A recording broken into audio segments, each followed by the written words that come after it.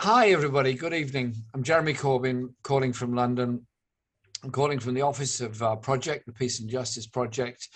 But very importantly, today, it's part of Progressive International's call in support of the campaign in Brazil to get Lula elected as president. And I'm in conversation this evening with Dilma. I want to use this opportunity to say a huge thank you to Dilma for all she did as president, all she's done since then in inspiring young left activists around the world. And it was an absolute pleasure to spend time with her in Chile last month when we were there for the inauguration of Boric as the new president of Chile.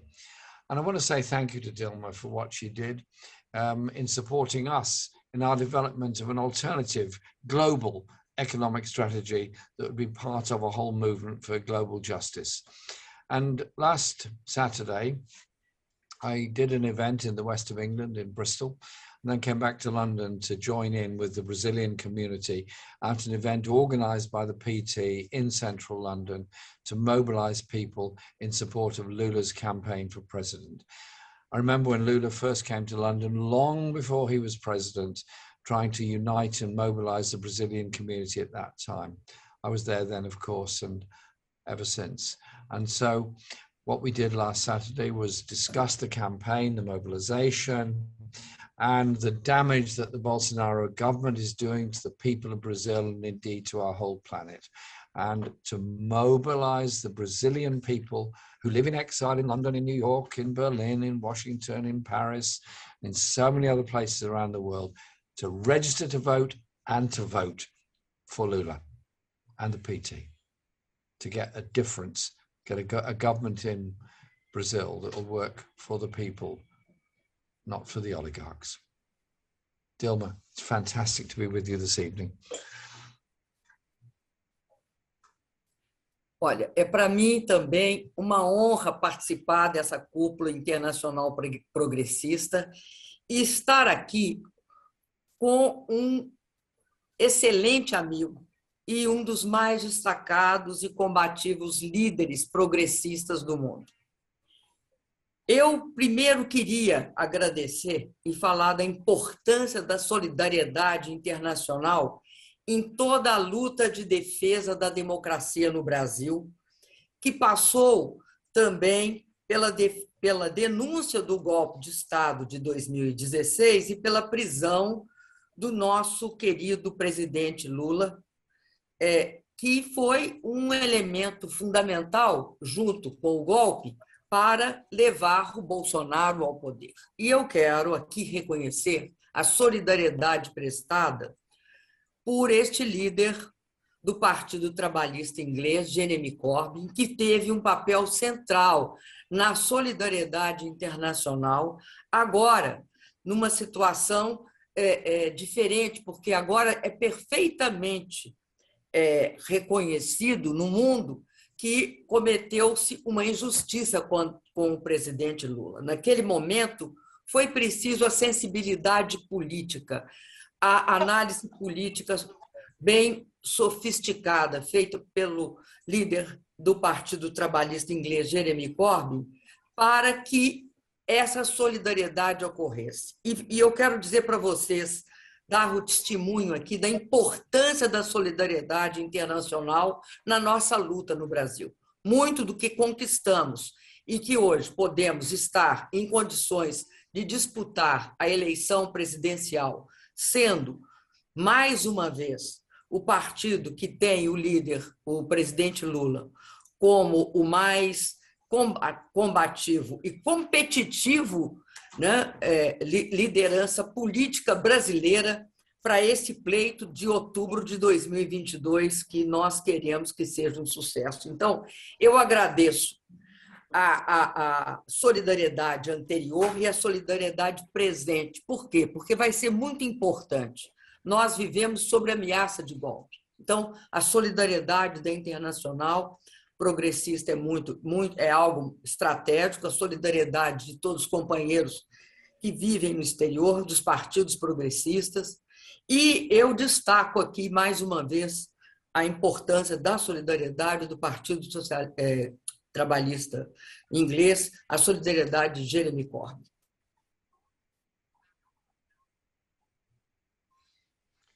Thanks, Dilma. And it's a pleasure and an honor to be in solidarity with such fine people. And what frightened us was following the coup that went on against Lula and the way you were treated as president and the way that the very rich and very powerful managed to so subvert and damage democracy in Brazil.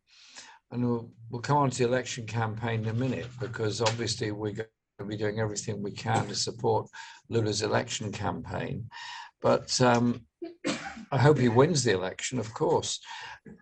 Those forces that were so brutal against you and against Lula, and historically in Brazil have been so brutal against the left going back a very long way, are still around. Is the PT mobilized sufficiently across the whole country to stand up against these forces? Olha, eu queria te dizer primeiro o seguinte: o grande problema do Bolsonaro é que, no Brasil, foi necessário que houvesse um golpe de Estado contra mim, ou seja, eu fui destituída da presidência sem ter cometido crime através de um golpe político. Nós vivemos o presidencialismo, o Congresso não pode destituir presidente, é necessário toda uma justificativa legal prevista na Constituição e que não ocorreu no meu caso, nem no caso do presidente Lula. Então, tinham forças poderosas. Que forças são essas? Basicamente, o que queria se implantar no Brasil, que vivia um processo de aumento bastante significativo de duas coisas. Primeiro, um avanço bastante grande do desenvolvimento econômico junto com uma grande distribuição de renda. Então, o Brasil vivia um momento especial e um grande aprofundamento democrático. No Brasil, há uma tolerância muito pequena para a redução da desigualdade. A tolerância que nos países desenvolvidos é muito maior, ou seja, é necessário grandes variações na distribuição de renda e de riqueza num país desenvolvido para a oligarquia local se sentir atingida. No Brasil, é estreita a margem. Nós tínhamos conquistado grandes avanços. Nós tínhamos, de fato, tirado da pobreza mais de 36 milhões de pessoas, elevado a classe média em torno de mais de 42 milhões. E tínhamos reduzido uma das coisas mais importantes. O Brasil tinha saído do mapa da fome. Tudo isso aconteceu. Isso significava, né, que no orçamento do Estado brasileiro, os pobres contavam. E houve, para que isso não continuasse, né, que não continuasse essa maior distribuição de riqueza para os pobres, junto com o fato que o Brasil tinha assumido uma atitude extremamente altiva e ativa e, ao mesmo tempo, soberana em política externa, né? Nós estávamos presentes, éramos a sexta economia do mundo, estávamos presentes no G20, tínhamos toda uma política externa relativa aos BRICS, Brasil, Rússia, Índia, China e África do Sul. Dávamos grande importância para a Europa, para a América Latina e para a África. Tudo isso numa visão multipolar. Então, no Brasil, nós tínhamos evitado que se implantasse o modelo neoliberal de redução do Estado, né, de privatização das nossas grandes empresas, principalmente a empresa de petróleo, que era a 10ª empresa do mundo. Enfim, o Brasil tinha conquistado um patamar. E este patamar que ele havia conquistado não estava enquadrado no modelo neoliberal. Então, para se adotar o modelo neoliberal, no Brasil e na América Latina é necessário golpes de Estado. E nós tivemos um golpe em 2016, que não é um golpe clássico, né? Ele não usa tanque na rua, enfim, não prende as pessoas. Mas ele utiliza a legislação de uma forma distorcida, a ponto de prender o Lula para, em 2018, 2 anos após da minha destituição, ele não ser eleito presidente da República, porque ia ser. Aí você me pergunta, o que mudou? Mudou o seguinte: primeiro, o Brasil hoje vive uma catástrofe. E não é uma catástrofe só porque nós, com 2,8% da população mundial, tivemos 10% dos mortos. Não é só por isso. Ou seja, não é uma catástrofe sanitária por conta do Covid apenas, mas é uma catástrofe de outro ponto de vista também. O Brasil voltou para aquilo que ele tinha superado, a fome. Nós, em 2014, saímos de uma coisa que a ONU faz, que chama Mapa da Fome. Nós fomos um dos 3 países que, naquele ano, 2014, saiu do Mapa da Fome. Hoje, para vocês terem uma ideia, nós voltamos para o Mapa da Fome da ONU.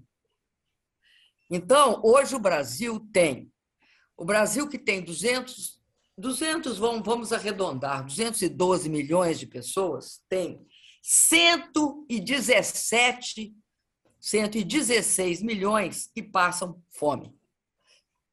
Mas não passam, vou dizer de outra forma, você tem 117 milhões que têm alguma insegurança alimentar. Esses que têm insegurança alimentar, nem todos passam fome. 19 milhões passam fome literalmente.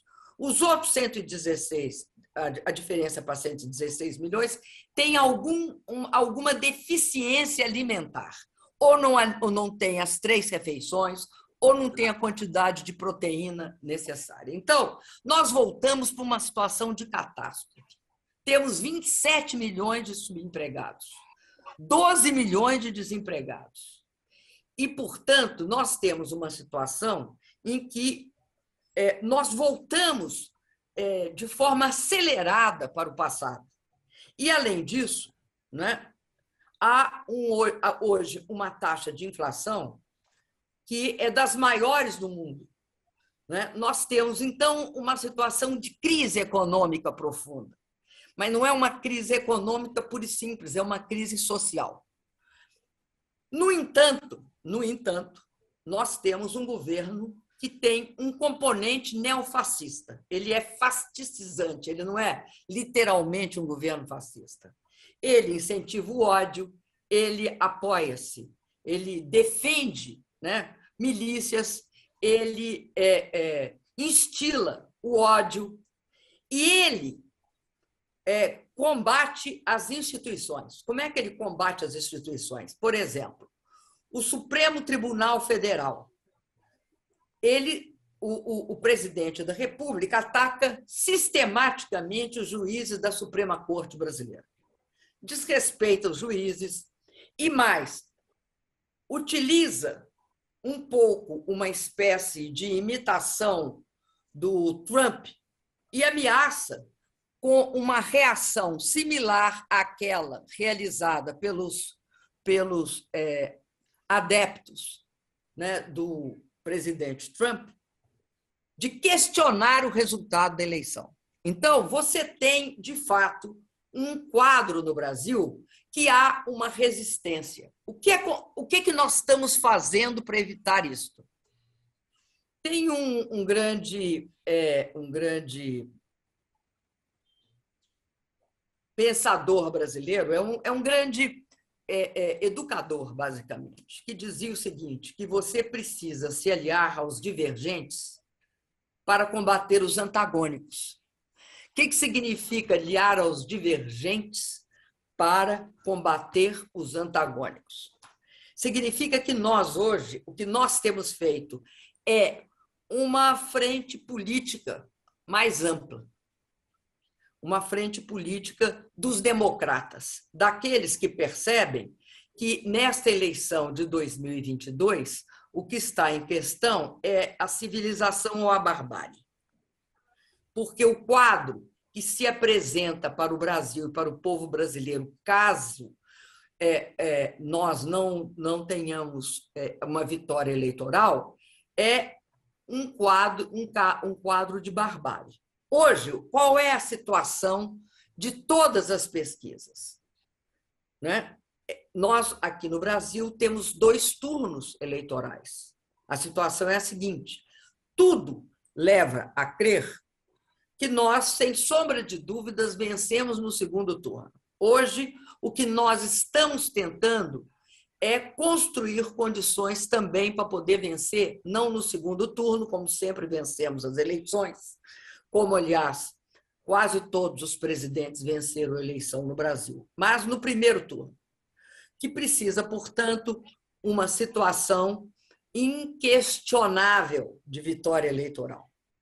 Não que isso seja imprescindível, não é imprescindível, né? Nós teremos também, nós temos uma diferença nas pesquisas, né? Nós temos uma diferença prevista bastante confortável, mas eu acho que a questão não é essa, não é ter uma diferença confortável. A questão é que o Brasil, para sustentar um processo democrático, precisa dessa grande mobilização eleitoral, que não é só voto. Nós estamos propondo a construção de comitês eleitorais que deem suporte, comitês populares que deem suporte também à governabilidade. Então, é uma situação e é um quadro que eu acredito que é muito importante para a América Latina. Por quê? Porque nos últimos anos na América Latina nós vimos a volta de uma onda progressista, de governos democráticos e populares. Né? Nós temos isso com o presidente López Obrador no México, o presidente Alberto Fernandes da Argentina. Nós nos encontramos, né, Corbin, na posse do presidente do Chile, né? Aliás, um momento muito importante, porque no Chile, que começa, o Chile inaugura 2 coisas na América Latina, né?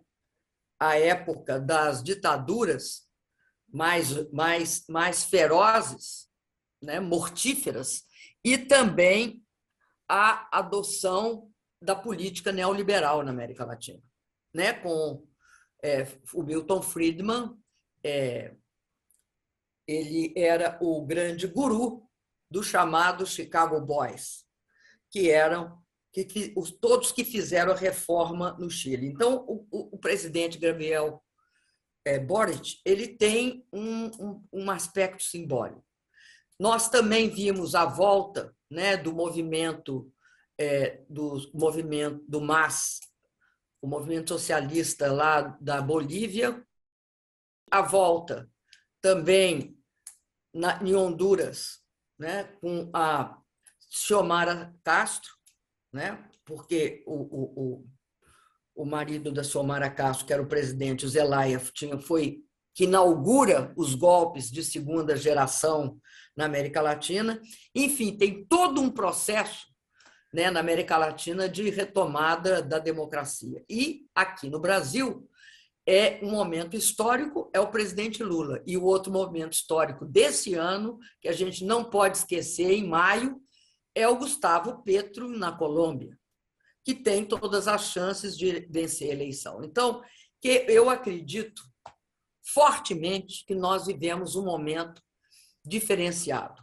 A solidariedade de vocês vai ser muito importante, e eu digo para todas as eleições aqui na América Latina, dos partidos progressistas, porque acho que isso cria, né, no mundo também, um momento, né, um momento de multilateralismo, onde vários governos populares emergem e, sobretudo, eu acho que a grande luta desse momento, que é a luta pela redução da desigualdade, é uma luta que congrega todos nós, né? Nós lutamos pela redução da desigualdade, ou seja, nós lutamos por igualdade e por democracia. E sabemos que a ampliação da democracia é um elemento crucial para a redução da desigualdade.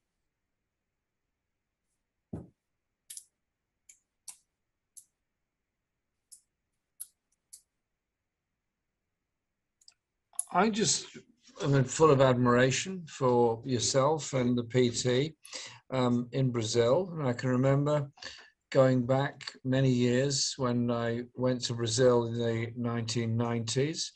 I've been there before, but in the 1990s, looking at the PT and its very effective community-based organization, where I got a lot of ideas from that, because a political party for sure needs ideology and needs policies and needs programs, but it also needs the popular support of the people, obviously, to win elections. But election victories and the results of those don't just come in the 3 months of the campaign. They come from a very, very long-term basis within the community. Because our media is very clever. It gives the population celebrity, it gives them entertainment, it gives them illusions. That doesn't give them education. It doesn't empower people about the changes in their own lives. And so going back to the struggles of the local communities in Brazil against poverty, against discrimination, and mobilizing communities to bring about change. And that's where I think the political model of the PT, of the Workers' Party of Brazil, is so important and so different to so many other political parties that present themselves as transactional. You vote for us to go into government, you give us your vote, we'll give you this. No. When we go into government, it should be we who are going into government, not I, not you, we going into government. So I have so much admiration for the way the PT have achieved that. Now, when the campaign is underway now, are the results of all those campaigns of the landless people, of the homeless, of the poor, as well as those that are organized in trade unions, that all needs to come together. This election campaign is going to be a very difficult one because of the amount of money that Bolsonaro and his allies can throw at it, and the amount of celebrity they'll throw at it in attacking Lula and yourself and all the other great people in the PT. Basically, internationally, our solidarity is obviously there. What else can we do to help and support you? And what can people watching us tonight all around the world do to help the PT and help Lula win in Brazil? Because it's not just Brazil. It affects in Bolivia, it affects in Chile, it affects in Argentina and Colombia, Venezuela and Central America. We need to mobilize people.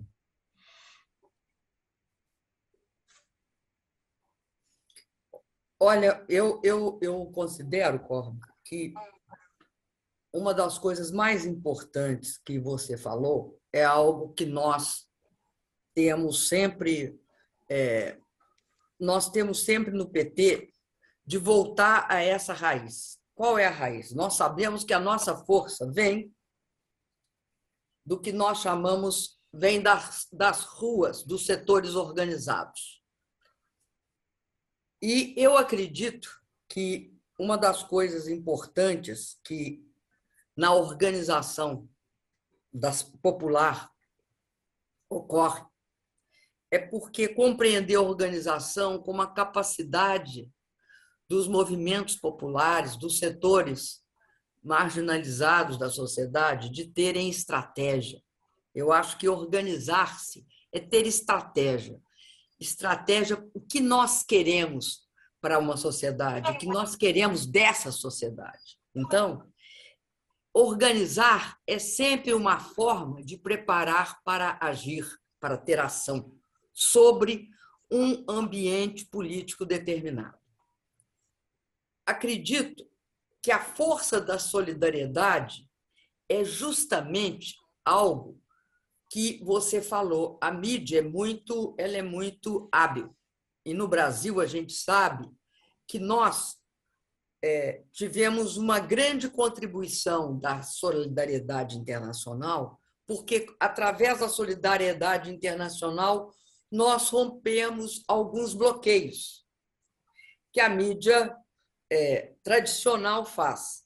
E que também aqui, como no resto do mundo, hoje você tem uma indústria, que é a indústria da chamada fake news, né? A criação de versões falsas a respeito da realidade, né? A criação de versões que, em todas as nossas campanhas eleitorais, em todos os nossos governos, em todas as nossas ações de organização, sempre construíram contra nós, que são acusações falsas e também um bloqueio da mídia. Então, a solidariedade internacional ela tem esse papel no mundo em que você tem as redes sociais dominando. O que vocês colocam na rede, todo mundo vê. O que nós colocamos na rede, todo mundo vê também. Mas o potencial, é interessante isso, né? Muitas vezes, como é que nós contornávamos o bloqueio? Aparecia na mídia internacional e era dado no Brasil. Então, tem esse aspecto da divulgação de informações. Segundo, como tem um momento crítico, nós todos estamos avaliando que há um momento crítico, que é a discussão sobre as urnas eletrônicas do Brasil. Como é que o Bolsonaro está tentando repetir o Trump? Ele está questionando se as urnas são confiáveis. Ora, desde quando nós voltamos a votar, né, desde o fim da ditadura militar, né, durante todo o processo democrático no Brasil, né, você pode colocar o marco no processo democrático no Brasil, ano de 80. De lá para cá, nunca se deixou de utilizar as urnas eletrônicas para votar. Então, levantar o questionamento sobre as urnas eletrônicas é tentar questionar o resultado eleitoral. E esse é o método, o questionamento do resultado eleitoral é um método que foi usado nos Estados Unidos e que está sendo reproduzido aqui. Aliás, o presidente Bolsonaro é um inequívoco seguidor do presidente Trump, para quem ele bateu continência várias vezes até. Então, há também da parte a importância do acompanhamento da eleição, de todos os momentos críticos da eleição por vocês. Eu acho que isso é um momento importante, até a eventual presença de vocês aqui durante o processo eleitoral como um testemunho, né, da idoneidade do processo. Aqui no Brasil nunca se questionou a idoneidade de processo eleitoral, né? Em todos os últimos anos, até que no meu governo, quando foi na minha segunda eleição, né, o adversário comigo no processo eleitoral que perdeu a eleição começou a pedir recontagem. Foi feita a recontagem e ficou claro que ele tinha perdido. Posteriormente, ele disse que tinha feito isso para criar confusão. Ele disse isso, foi gravado e divulgado pela própria imprensa que ele teria dito isso. Então, questionar resultado de eleição no Brasil é, sem sombra de dúvida, um viés, para dizer o mínimo, né? É um posicionamento, né, bastante golpista.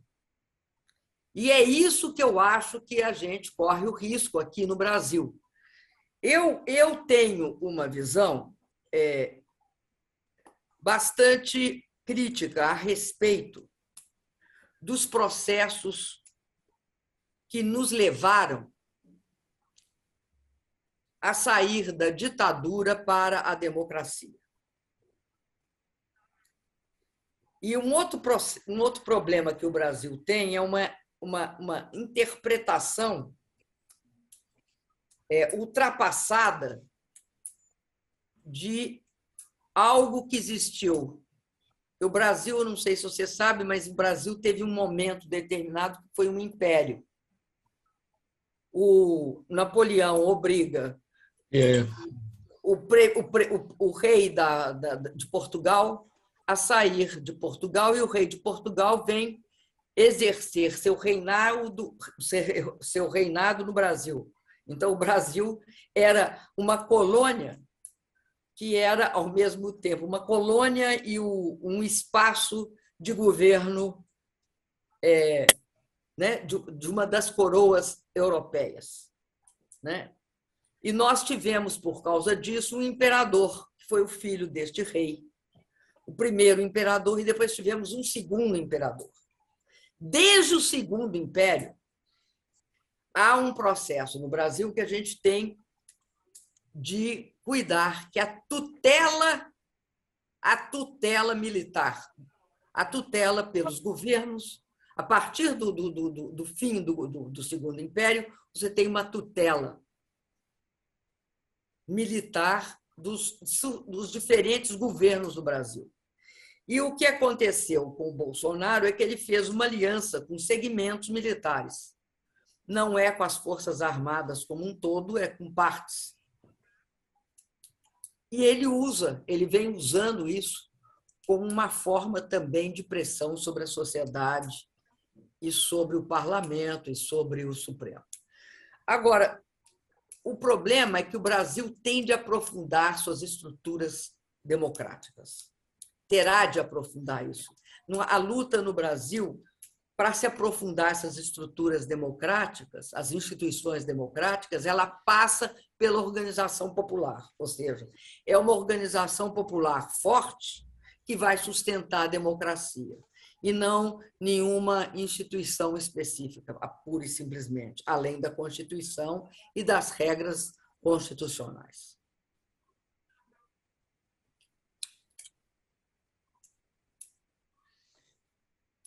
I think that the role of the media in disempowering people is a huge one, because we live in a very strange time in that it's never been easier for anyone to communicate with anybody else around the world. I mean, we're having a normal conversation and you're thousands and thousands of kilometers away in a different time zone, and it feels like you're in the next room.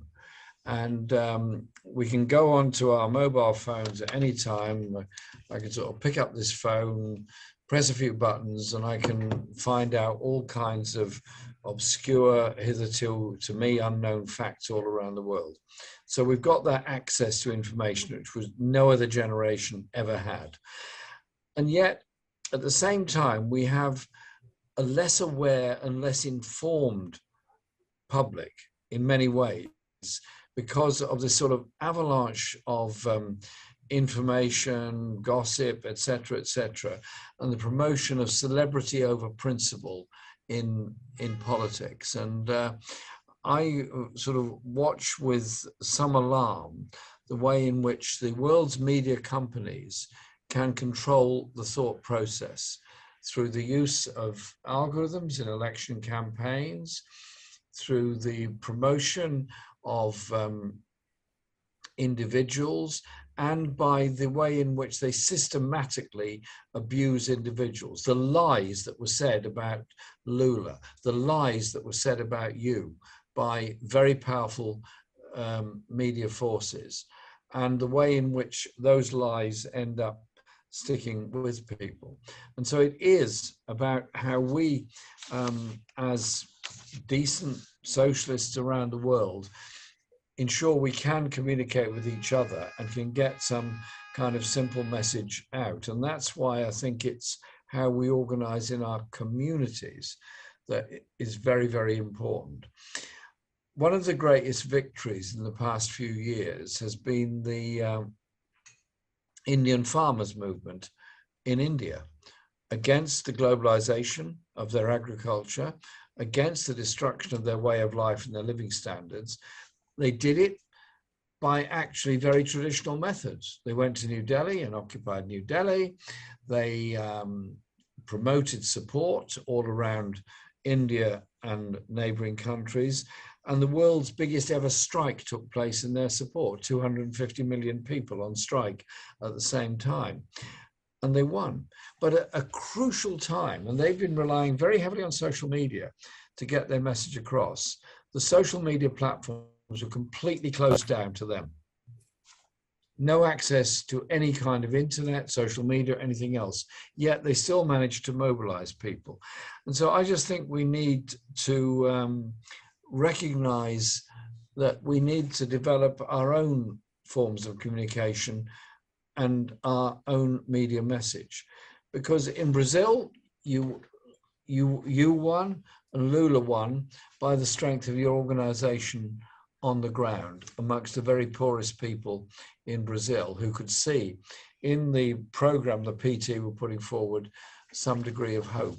And so my hope is obviously that Lula wins the election and becomes the president once again. But it's also that the people are so well and strongly mobilized that if there is another legal coup taken against Lula, as was done against you, as was done against Evo, and as no doubt will be tried in other places, we're all strong enough and wise enough to mobilize very rapidly internationally in support of each other, because it's that kind of popular movement that will bring about change. Young people around the world are very stressed by poverty, stressed by environmental problems and disasters, and stressed by debt of going into college or university if that's what they've managed to do. So young people hopefully will turn to socialism, socialist ideas, the universal provision of health, of education, and the way in which we can challenge the environmental problems that we all face by producing an economy that provides for need, not for greed. But it's not a given. It's not an automatic thing that happens. It does require political education. And that is where I think the international solidarity and international process of education is so very important. And so I'd love to hear how the PT have managed to mobilize so many people. And then in our discussion, we need to look at the practicals of how all of us around the world who desperately want the PT and Lula to be elected can help you get elected.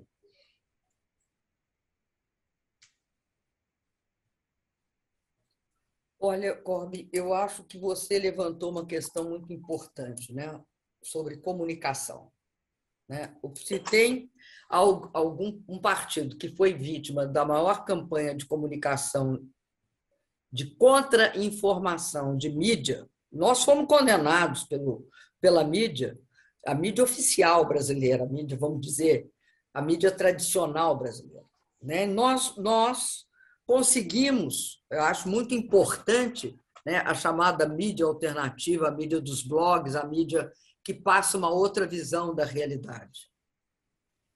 E quero te dizer uma coisa, eu acredito que nós temos todos um problema fundamental, que é um problema de valores, né? Nós não podemos só falar do básico para uma vida digna, e acho que nós temos de falar todo dia sobre o básico de uma vida digna. O que é o básico? É trabalho decente, e não um trabalho precário ou intermitente. Trabalho decente, aí tem todo um problema também ligado à quarta revolução tecnológica industrial, né? O trabalho de plataforma e toda a questão do trabalho que a quarta revolução vai colocar na pauta e que é importantíssimo o papel do Estado, que foi uma das instâncias completamente demonizada pelo neoliberalismo. É importante o papel do Estado para discutir o que é o trabalho decente e como agir em relação ao trabalho decente. A outra questão é a educação de qualidade, que também diz respeito ao fato de que quem for mero consumidor na quarta revolução tecnológica industrial foi mero consumidor dos algoritmos, das plataformas, ou seja, o efeito da quarta revolução industrial e tecnológica vai ser só o capitalismo de plataforma, o Uber da vida, o iFood. Não, né? Nós vamos ter de ter acesso à capacidade de estar dentro da internet das coisas, de saber de como é que fica, né, toda a questão, né, da inteligência artificial. Tudo isso implica numa discussão, né, sobre a educação também, o trabalho e a educação. E a terceira coisa imprescindível é uma aposentadoria digna para as pessoas. Essas três coisas são o mínimo de uma vida digna. Acontece que aqui no Brasil, eu acho que nós estamos vivendo um momento muito especial, que é o seguinte: a ultradireita ela ataca de uma forma muito, muito específica, muito ávida a cultura. E a cultura é algo fundamental para qualquer nação. A cultura é, de fato, o que te permite ser capaz de viver, refletir sobre sua vida, se projetar no mundo, compartilhar e ter valores. Os seus valores, os valores de um país, de uma nação, eles estão expressos na cultura. E um mundo com uma cultura hiper, né?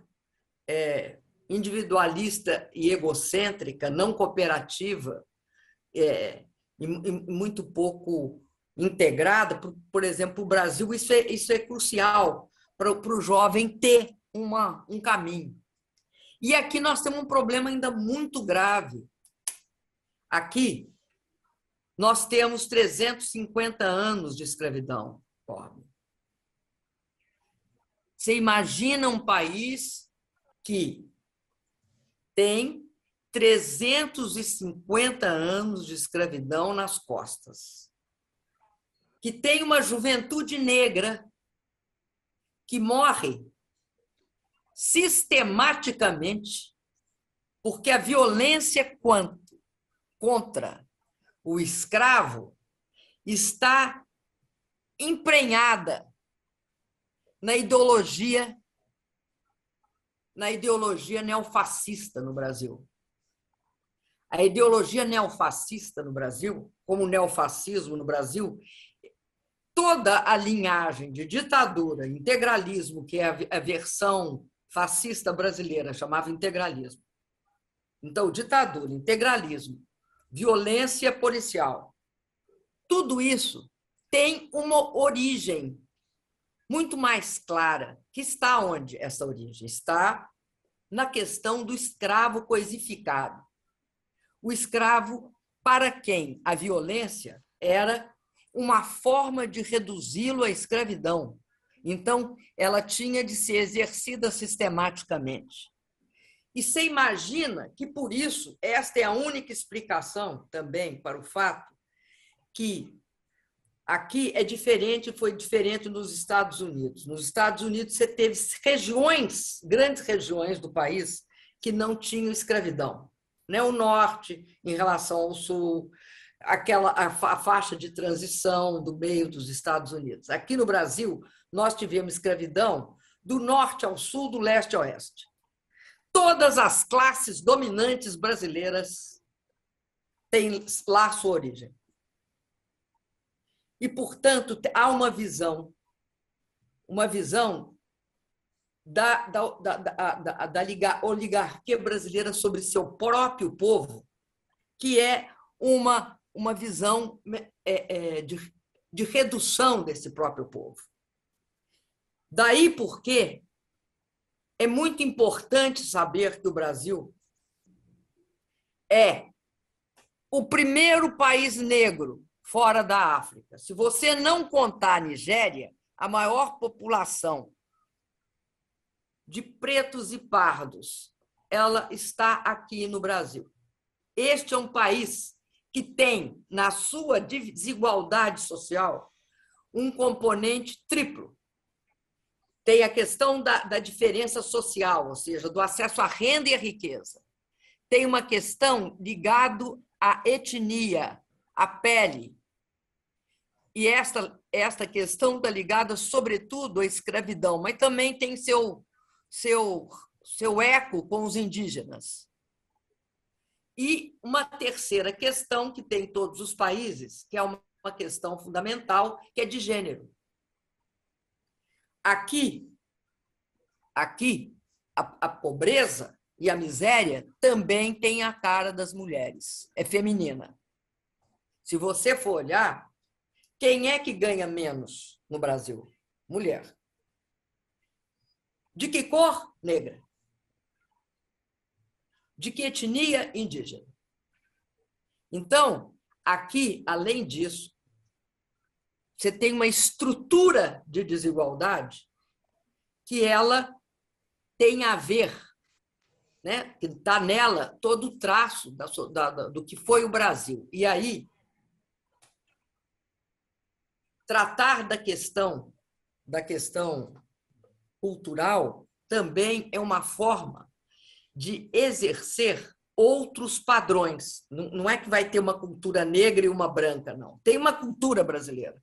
E essa cultura brasileira ela tem de contemplar o jovem.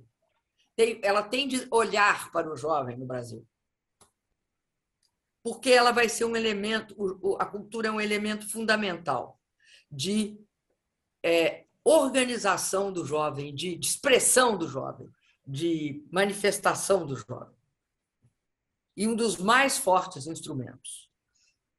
Por isso é que eu acho que a comunicação é uma coisa, né, é uma coisa que vai além das mídias sociais, né? Ela interfere. No Brasil, é visível que um certo tipo de atividade cultural comunica muito, ou seja, tem um poder disruptivo muito grande. É interessante que sempre, em todas as circunstâncias, e olha que eu vivi suficiente, eu vivi a ditadura, né? Eu fui presa na ditadura. Você sabe onde muitas vezes se expressou a oposição à ditadura? Nos grandes desfiles de escola de samba. Isso recentemente também ocorreu no Brasil. Então, hoje, eu queria te falar o seguinte: muitos shows de muitos artistas, né, cantam o Lula lá e o Fora Bolsonaro. É um espaço de expressão política. Yeah. I love that. And we were singing exactly that on Saturday night in London. And we will. The first time I went to Brazil was in the 1960s. And I was obviously very young. I was 18, 19, that sort of age. And I traveled all over by bus mostly, and hitchhiking and walking and so on. And I was amazed, bowled over, intrigued and frightened all at the same time of a lot of the stuff that I saw. The obvious appalling levels of poverty, particularly of children, and the hunger of children. I've never forgotten being in a very cheap cafe in Belém, and I'd bought my dinner and was sitting at a table eating it. And then as I'm eating, this little hand comes over the edge of the table. And it was a child who was hiding under the table, who was trying to reach to get the food off my plate. This poor little boy was trying to basically eat my dinner because he was so hungry. And then I looked under the table and saw him there, and he was just frightened. So obviously I gave him the dinner, and he ate it, said thank you, and ran off. And then traveling, I noticed fairly obviously that the people that were doing the work were the poorest Black people. And the further up the chain you went in any business, place, administration, or whatever else, you ended up with different ethnic group, largely white people, running it. The origins of slavery and the effects of slavery are still there in society, in Brazil, in the Caribbean, in the United States, in Black consciousness movement all around the world. And the interesting thing about Brazilian culture, as you're quite right, is the samba schools and the merger of indigenous culture, music, and values with the slave-descended African music, values, and culture that is such a very powerful force. And it's a powerful force that unites people in many ways as the kind of society that they can and do create. And it is how you understand how that political movement comes about as well, by embracing that culture, because our politics isn't just the politics of the economy and the ideas. Of course, you've got to run things properly. Of course, you've got to build the houses. Of course, you've got to build the schools. Of course, you've got to deliver the health service. But it isn't a transaction. It is a movement.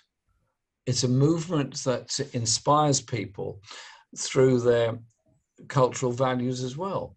You can't have socialism without music. You can't have socialism without art. You can't have any of these things without people feeling empowered and freed from the shackles of poverty, of debt, of the way in which the only way they can succeed is by exploiting somebody else. And that means the idea of a super competitive society means the losers are the poor. The losers are the homeless. The losers are those who have nowhere to live. The losers are those that have no way of getting out of their poverty because of the system that operates around them. And so what I think is so important is the way in which the Brazilian experience, from the military dictatorships, from the fascism of it, from the way in which student leaders and others were assassinated by the military in Brazil. And again, during my time there in the 1960s, I saw the way the police behaved towards any demonstration. Indeed, I went on demonstrations and saw them being broken up, tear gassed, attacked, brutalized, and lots of people grabbed and imprisoned as a result of it. And brave comrades like yourself, all that you went through to stand up to something different in Brazil. And so going back to when we last met in Chile, in the victory of Gabriel Boric in the election, I saw something there of justice for 1973, of justice for those people that were killed in the stadium by the fascists, justice for those people. And I had the pleasure of meeting, the day after I saw you, some old comrades who had been exiled to Britain during the fascist period and gone back to Chile. And they came to have a discussion with me about how things have changed, and they felt that there was some real hope there. And so when we campaign for Lula, we're campaigning for all those people that were so badly treated by successive military dictatorships, those that were victims of the racism and the exploitation of racism by the forces of the far right. And it's about giving people hope. It's about young people being inspired to take this great opportunity of doing things differently. Because you can either look at this world through fear and say, well, there's global inequality, there's war, there's poverty, there's environmental disaster. Or you can look at it another way and say, we need to build a world of hope, a world of peace, a world of justice, a world of environmental sustainability. It can be done if everybody comes along with us on it. It can't be done by minorities imposing things on other people. And that's what I like about the way the PT was established, the way the PT grew, and the way the PT mobilized people in a country where the systematic class, race, etc. hierarchy had so disempowered people. I mean, you're right to talk about the empire of Brazil and the way that the French imposed that emperor. They did the same thing in Mexico, by the way. It didn't last very long with Emperor Maximilian, but it was that imposition of that class-ridden society that has to be opposed. And so I think this is a time of the most amazing hope for all of Latin America. Eduardo Galeano, in his wonderful book, The Open Veins of Latin America, have taught us a lot about the need to understand the history of the continent, and we need to popularize that history and popularize it in our demonstrations and give people that hope that can win. I'm very hopeful indeed, because we've seen what the power of the media can do to you, to Lula, what it did to Bernie Sanders, what it did to the leaders of Black Lives Matters in the USA, what it's done to Salvador Allende and so many others. But we've also seen the power of solidarity, and it's solidarity that wins.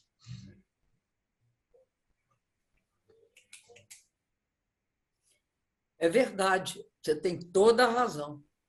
E sabe, Corbin, eu tenho certeza que é possível ser diferente.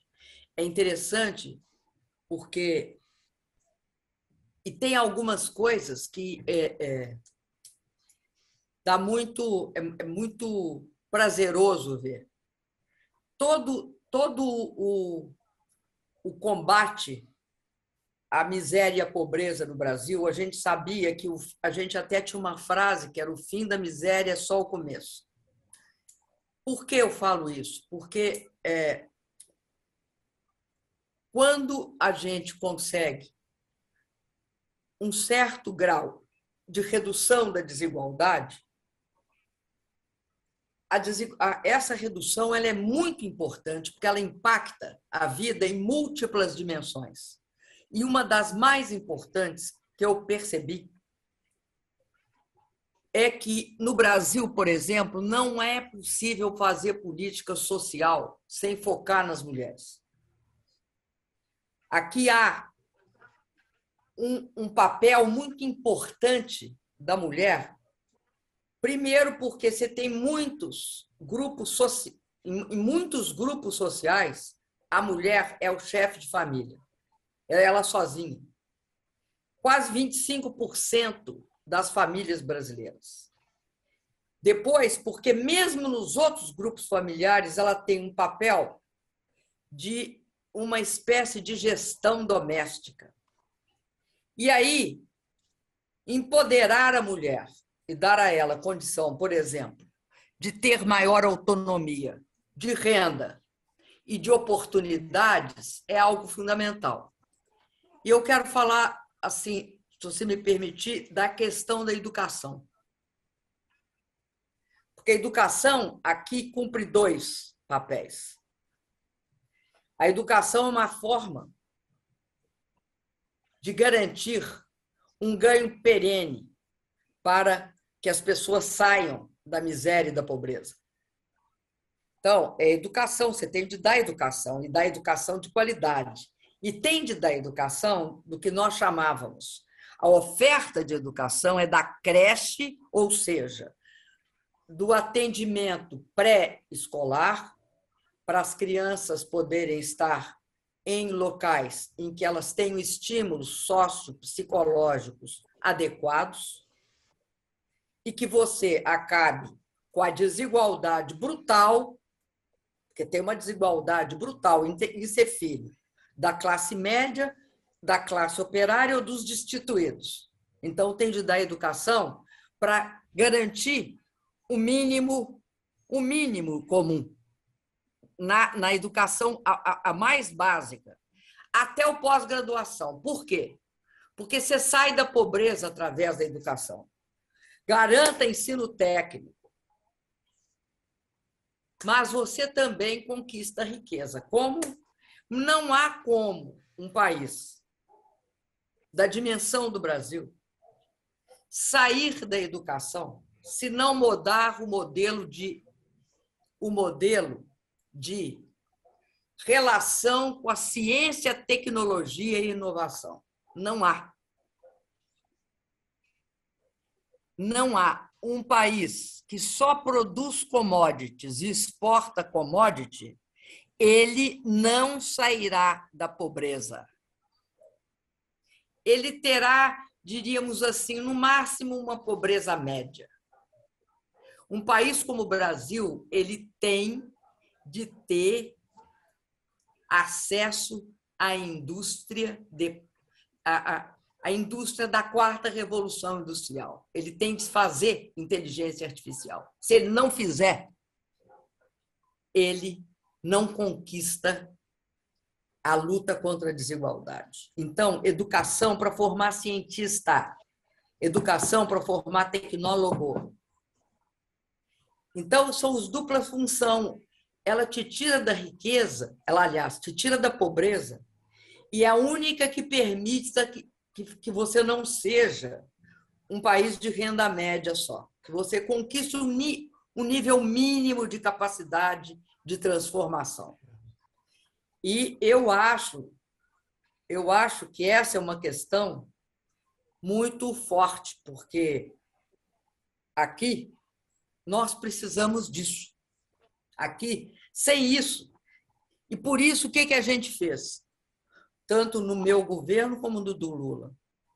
Como nós tínhamos descoberto o pré-sal, que era uma quantidade brutal de petróleo, na camada abaixo do sal, em alta profundidade, que hoje isso dá à Petrobras uma receita monstruosa, a gente tinha destinado esta receita para ser usada em educação e saúde pública.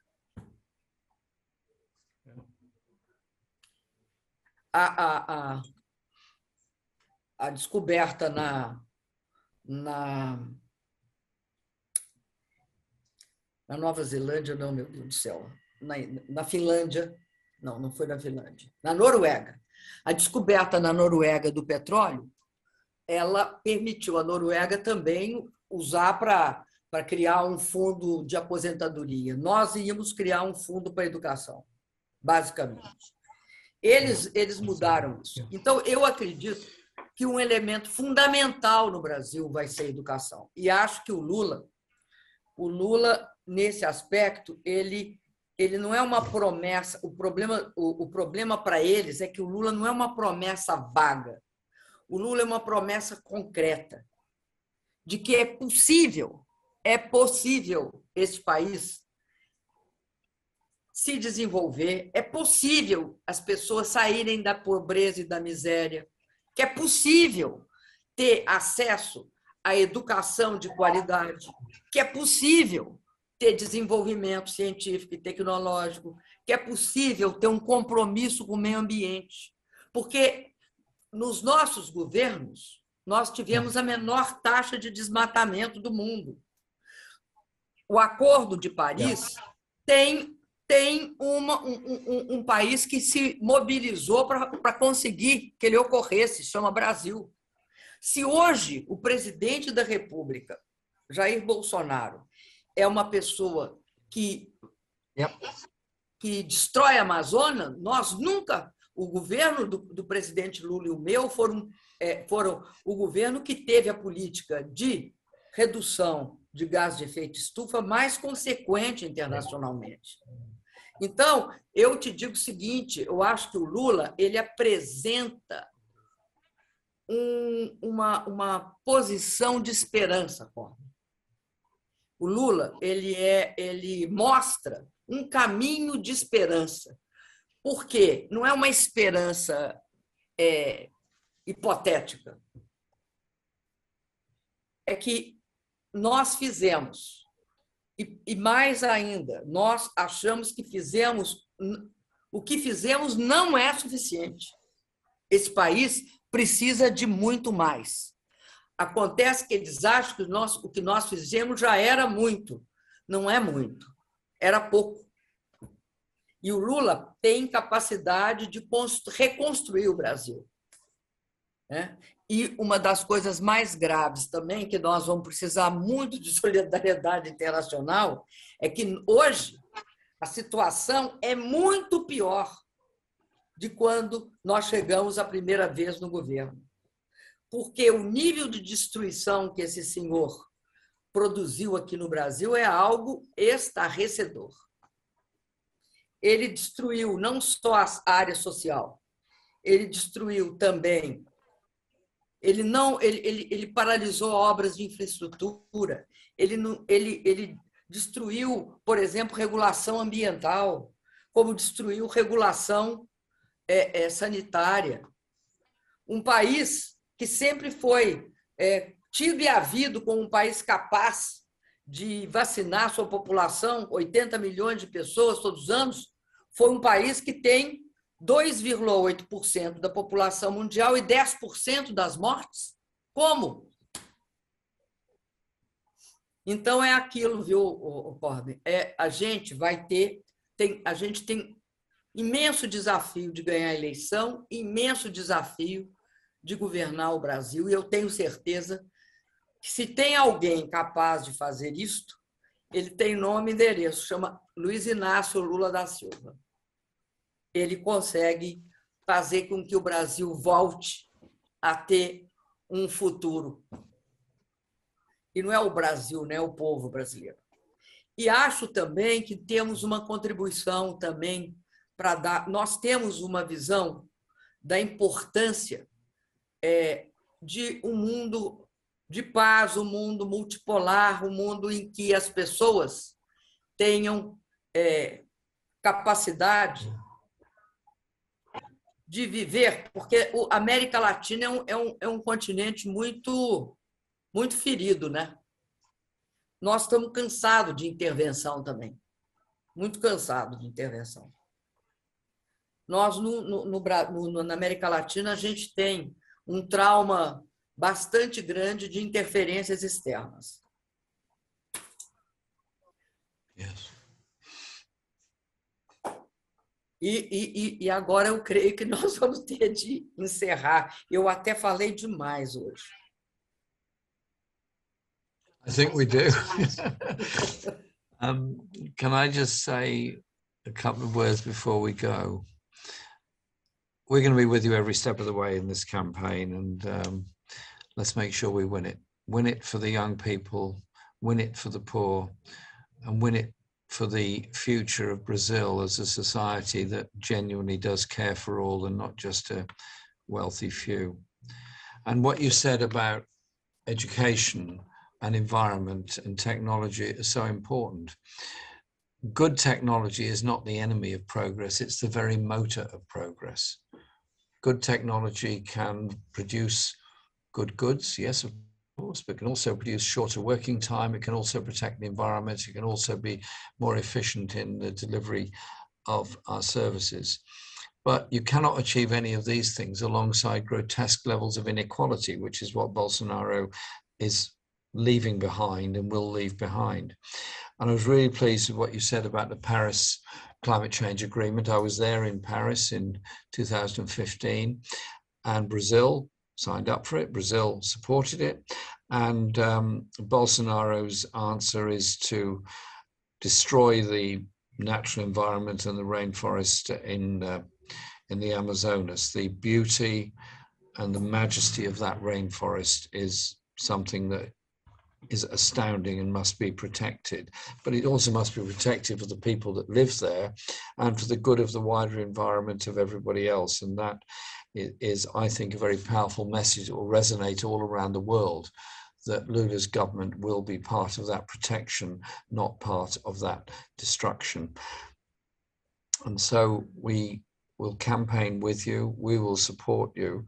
And this is not just one election, this is a seminal moment for Brazil, a seminal moment where you turn away from the violence of Bolsonaro, the ignorance in the way he approached the COVID pandemic, the ignorance of the way in which he dealt with the rainforest destruction, and the way in which the poor people who were lifted out of poverty by Lula's government and by your government have now been consigned back into that poverty. And Lula's government will inherit a very bad situation. And it needs the world's support to achieve that. You're right, we don't need wars, we don't need intervention, we don't need destruction. We need construction and solidarity. And that's what we'll give each other. Understand our history, understand where we've come from, in order we know where we're going towards. And it's been, to me, this evening, a fascinating and fantastic conversation with yourself. And to me, it's an absolute honor and pleasure to be able to have this discussion with you. So all the best for the election. All our support is there. And we're going to celebrate together, because there's nowhere in the country or in the world that knows how to celebrate like Brazil. Let's do it. Vamos sim.